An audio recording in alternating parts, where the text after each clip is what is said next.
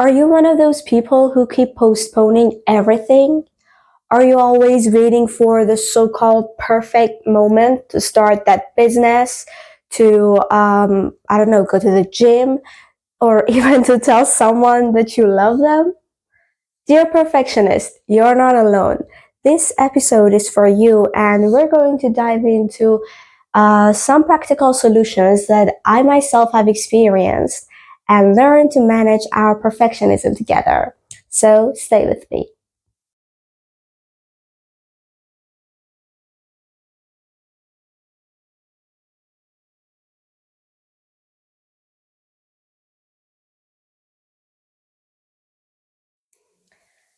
Hey everyone, welcome to the first episode of my first podcast ever. I'm super excited to start this journey with you.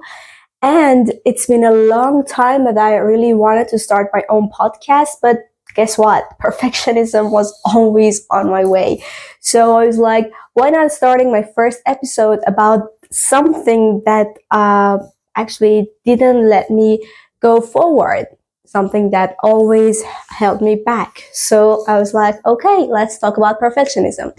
But before we start talking about that, let me tell you a little bit more about this whole podcast series. First of all, I'm not a psychologist or anything like that, so the tips I'm mentioning in my podcast are basically just based on my own life experiences.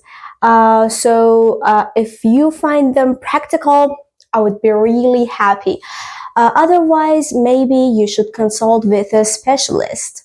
Therefore, I actually wanted to call this podcast series the flow of my thoughts, because it really is the flow of my thoughts. Whatever I've lived up to this 20 something year of life, I wanted to share it with you, to listen to your stories, to read your stories in the comments below, and to learn and grow together. So thank you so much for being here with me, and I'm really looking forward for your comments. Please don't forget to subscribe and hit the like button below. Well, if you have noticed, I created this channel almost a year ago, and my purpose was uploading vlogs, podcasts, and similar stuff to that. But during this whole year that I've been working on it, all you have watched were nothing but vlogs. And the reason, as I mentioned in the beginning of the video, was obviously my perfectionism. So whenever I was just this close to start my own podcast, I was like, well, I need something more. I need, for example, a nice background. I need the latest recording system. Or my mind was full of what ifs. For example, what if my voice isn't appealing enough to people? What if they make fun of whatever I'm saying? Or what if my English is a little bit problematic? Like what if I have some grammatical problems or structural problems? Because English is not my first language. So this list just goes on. I even had some really weird, uh, let's say, excuses. For example, I used to think that I should wait until my skin is totally cleared of acne and then I can start recording for my first podcast. Anyway, having all these experienced both in my professional and my personal life, I came to realize that I should take a deeper look into this matter. So I started going to therapy sessions as well as reading some psychological related books, which are not for specialists, but for normal people like you and I. So, what I'm saying in this episode is mostly based on what I've learned through the therapy sessions and the books I've read. One of the most important things that I've learned was that this fear, this perfectionism that most of us feel inside ourselves, mostly stems from fear. Of course, this fear can have many different types. For example, this can be fear of failure, fear of judgment, or even fear of success. Yeah, that's right. Fear of success really exists, you know? The first time I heard it, just like you, I was really shocked. I was like, what is the fear of success? Then, by reading the book called The Mountain Is You, I realized that it is real. Like, it really depends on our background and our upbringing. In some cultures around the world, the way that children are brought up are like this. The parents tell them that you should achieve a significant amount of success. And if you want to go further than that, if you want to be more successful, if you want to be richer, if you want more of anything you can think of, then chances are that you are liked less, but people surrounding you because, they're kind of becoming jealous of you. So, because of that, some of us think that, okay, I am somehow successful or somehow rich or somehow whatever. Right now, I know that deep inside me, I want to be a little bit more or so much more than that. But when I think about it, I'm scared that I might actually lose the love of others around me. So, because of that, we rather stick ourselves to this safer zone and never get out of it. That is called the fear of success. And when I thought deeply about it, I found myself that during this whole life up to now, I've had experienced it myself as well. There were so many times that I wanted to start having my own business and working for myself. But when I thought about it, I was like, uh, maybe others won't love me enough because having a business requires a lot of time and effort. So I won't be able to spend as much time as I did before with those people. So yeah, they will start hitting me maybe because of that. And I have postponed having my own business up to now that I've started my own podcast. So yeah, this fear is real, and I just wanted to introduce this to you that maybe you have the same fear, and maybe that's one of the reasons that holds you back from doing whatever you like to do.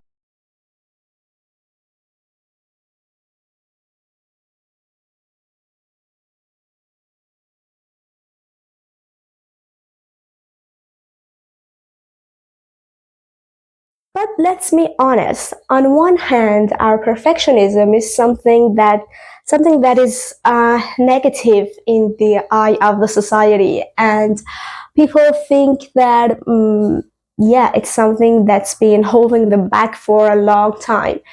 But on the other hand, you see that as a perfectionist, if you're watching this video, you've experienced that this perfectionism has some bright sides to it as well. I mean, personally, as a perfectionist, I have achieved lots of great achievements up to now at this age. And when I think about it, I can just find nothing but my perfectionism that kept me going, that wanted me to do more and to do better so that I can actually get to that level which satisfies me. So I wanted to mention this positive side as well. I just wanted to say that perfectionism is not 100% negative. It has some brighter sides to it as well. So whenever you're thinking about your perfectionism, whenever you're actually thinking about fighting against this feeling of perfectionism, remember that just a little bit of it is needed for you to be successful. So try to keep that part into yourself and let the other part go away, because that would be the negative part. Now you might say that, okay, I know them all. I know that perfectionism can be both negative and positive, but how can I get rid of that negative part?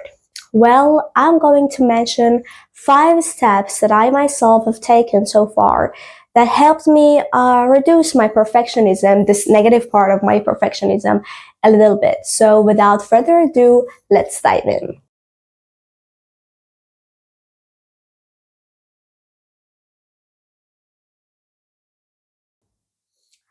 Number one, be kind to yourself. You know, the first session when I went to my therapist's room for the first time, when I started talking to him, the first sentence he mentioned to me was that you are not kind enough to yourself. He was like, when it comes to other people's needs and wants, you're totally there for them. You do whatever you can to make them happy, to make them comforted. But when it comes to you yourself, you're just not kind enough. You're just so strict. And you don't see yourself achieving something. For example, if you're trying to do something new, you're taking some steps to achieve that goal you want. Right now, you are on the third step, for example, let's say, of that road to achieve that goal. You do not see those previous two steps that you've taken. You just see the other steps in front of you, and you're like, I haven't done enough yet. So the next time you are about to start something new, or I don't know, whatever you want to do that you feel that your perfectionism is kind of holding you back, think about being kind to yourself. Maybe pause for a moment and maybe give yourself a tight hug.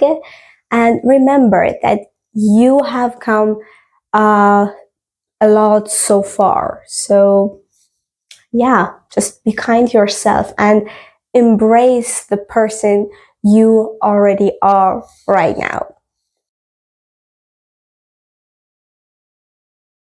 Number two, make a mess. Yeah, make a mess. You know, one of the things which terrifies us as perfectionists is that mess we imagine in our mind that we might make. So I'm suggesting you to go and make that mess and see that the result is not as messy as you would have thought it would be. You know what I mean? Because our mind is set like 0 or 100. So there's nothing in between. So whenever we just don't make it close to that 100 part, we're like, okay, so it was a 0. While it wasn't a mess. So go and make that mess and see the result is not that messy. And compare this result with people who are not perfectionists and see that the thing that you consume is a mess is someone else's perfect part.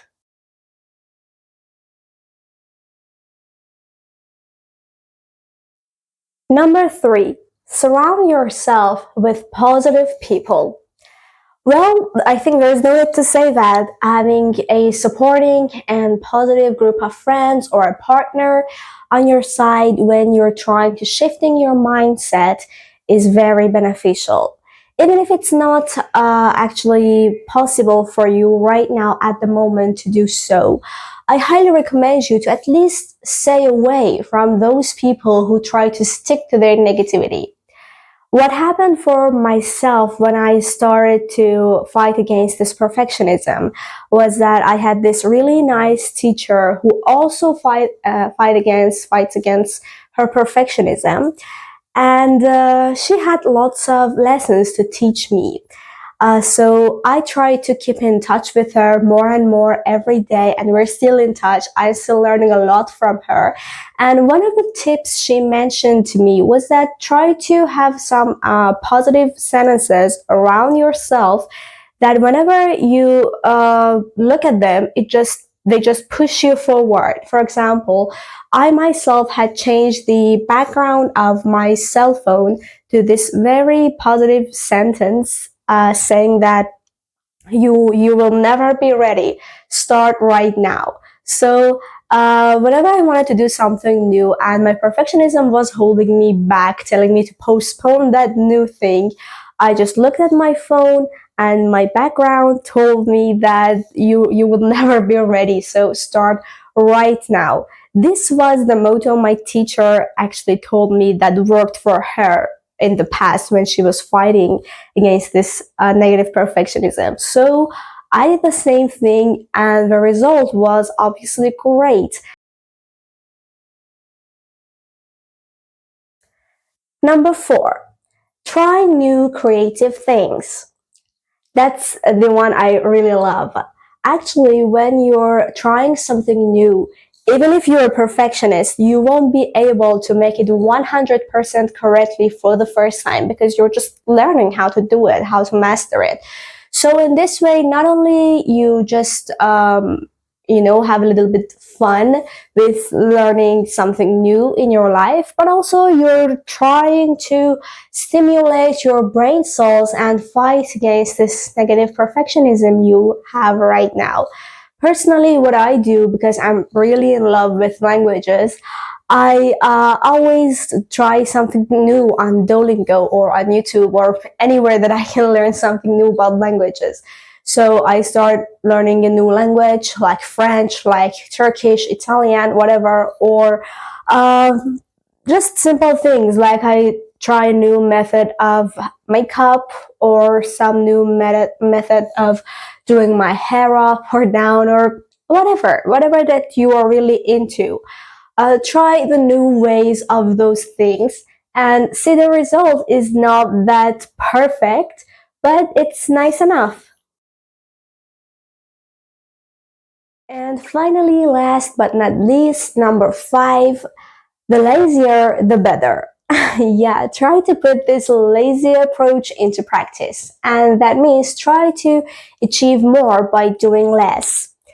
Actually, it's like whenever you want to do something new or whenever you want to do something in general, and you think that your perfectionism is holding you back, so try to focus on it with the least uh, energy and least effort you can possibly make to do that thing, or even ask others to help you out. This is something that I face a lot when I talk to my perfectionist friends just like me. Whenever I tell them, why don't you ask them for help from someone else? They're like, we can't do it because we think that they won't be able to do it as perfect as we expect them to do. So basically, I think you need to do it once and you need to actually rely on them so that step by step, through the time, you can lessen this feeling you have inside you. You can learn to trust people around you. And by saying that, I definitely do not mean all people around you, because let's be honest, not all of them are trustworthy. But the ones that you think you can rely on, like even for 50%, that would be enough. That 50% is enough. You don't have to look for a 100% just like you. I mostly see it in my friends or my sisters who already have a kid. They are mothers, and the burden on their shoulders is just too much, but they cannot ask others to help them. They cannot ask others for babysitting or for anything else so that they can put a little bit time for themselves to take care of themselves. I highly recommend this number five tip for those people like mothers, perfectionist mothers, to ask for help for babysitting your baby from your own mother, your sister, somebody you know, somebody you can trust. And then go and do something you wanted to do for a long time that you thought that this being a mother was something that held you back. Being a perfectionist mother, let's say, was something that has been holding you back for a long time.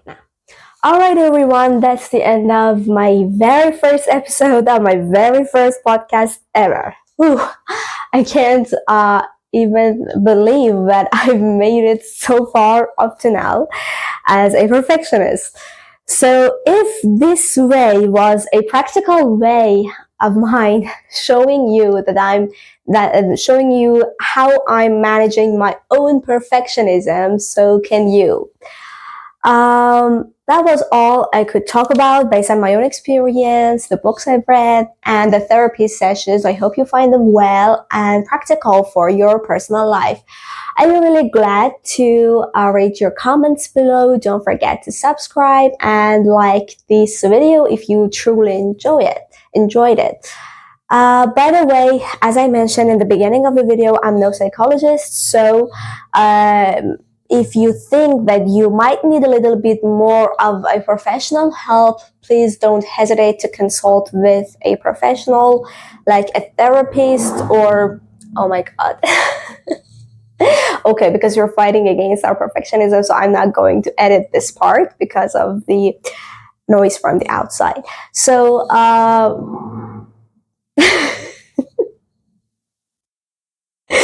yeah, if you think that you need more professional help, please don't hesitate to consult with a therapist. That would help a lot. Thank you so much for staying with me up to this part, and see you in the next episode. Bye for now.